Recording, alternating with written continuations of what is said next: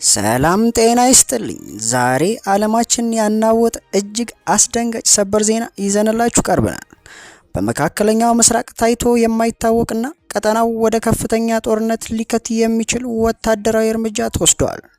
አሜሪካና እስራኤል በጋራ በመሆን ኦፕሬሽን ኤፒክ ፊውሪ በሚል በሰየሙት ጥቃት የኢራኑ የበላይ መሪ አያቶላ አሊ ካሚኒ መገደላቸው ተረጋግጧል። ይህን ተከትሎ ኢራን በአሜሪካና በእስራኤል ላይ ከባድ የአጸፋ ጥቃት እየሰነዘረች ትገኛለች። ዝርዝር መረጃውን አሁን ይዘንላችሁ ቀርበናል። አብራችሁን ቆዩ።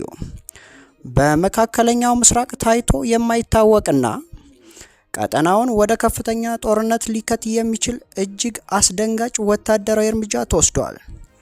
አሜሪካና እስራኤል በጋራ በመሆን ኦፕሬሽን ኤፒክ ፊውሪ በሚል በሰየሙት ጥቃት የ86 ዓመቱ የኢራን የበላይ መሪ አያቶላ አሊ ካሚኒ መገደላቸውን የኢራን መንግስት መገናኛ ብዙሃንና ብሔራዊ ቴሌቪዥን በይፋ አረጋግጠዋል።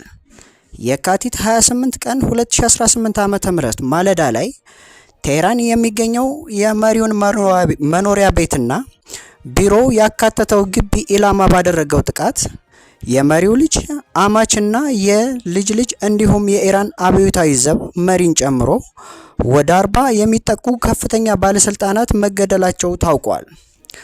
ፕሬዝዳንት ዶናልድ ትራምፕ ጥቃቱ ለኢራን ህዝብ ሀገራቸውን ለመረከብ ትልቅ እድል መሆኑን በመግለጽ ጥሪ ያቀረቡ ሲሆን የአሜሪካ ማዕከላዊ እዝ በመጀመሪያዎቹ 12 ሰዓት ውስጥ ብቻ በኢራን የኒውክሌር እና የሚሳኤል መሰረተ ልማቶች ላይ ወደ 900 የሚጠጉ ጥቃቶችን ፈጽመዋል።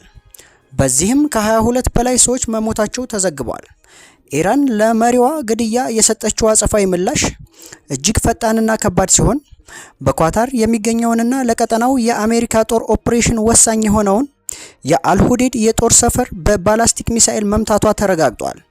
በወቅቱ 3 የአሜሪካ የፓትሪዮት መከላከያ ሚሳኤሎች የኢራኑን ሚሳኤል ለማክሸፍ ቢሞክሩም ሳይሳካላቸው መቅረቱ የብዙዎችን ትኩረት ስቧል። በተጨማሪም ኢራን በኩዌት በባህሬንና በተባበሩት አረብ ኤሚሬትስ በሚገኙ የአሜሪካ የጦር ሰፈሮች ላይ ጥቃት የሰነዘረች ሲሆን በዱባይ የቅንጡ ሆቴልና በአውሮፕላን ማረፊያ ላይ ጉዳት ደርሷል። በእስራኤል ቴል አቪቭም የአይረን ዶም መከላከያን የሰበረ ሚሳኤል በማረፉ የአንድ ሰው ህይወት ሲያልፍ 20 ሰዎች ቆስለዋል።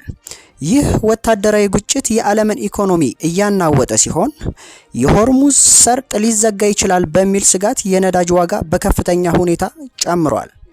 ሩሲያና ቻይና በመሪው ግድያ ከፍተኛ ቁጣቸውን የገለጹ ሲሆን የኢራን የውጭ ጉዳይ ሚኒስትር አባስ አራክቺ ጥቃቱ የኒውክሌር ድርድሩንና ዲፕሎማሲውን ሙሉ በሙሉ አፈራርሶታል ብለዋል። ውድ ተመልካቾቻችን ሁኔታው አሁንም እጅግ አስጊ ደረጃ ላይ የሚገኝ ሲሆን ተጨማሪ የሚሳኤል ጥቃቶች ሊሰነዘሩ እንደሚችሉ እየተዘገበ ይገኛል። ቀጣዩ የቀጠናው እጣ ፈንታ ምን ሊሆን ይችላል? ጦርነቱስ ወደ ዓለም አቀፍ ደረጃ ያድግ ይሆን? የእናንተ አስተያየት በኮሜንት መስጫው ላይ አስፍሩልን። ለቻናላችን አዲስ የሆናችሁ ሰብስክራይብ በማድረግ ወቅታዊ መረጃን በፍጥነት እንዲደርሷችሁ ያድርጉ። ስለተከታተላችሁን እናመሰግናለን። በሌላ መረጃ እስከምንገናኝ በደህና ቆዩ።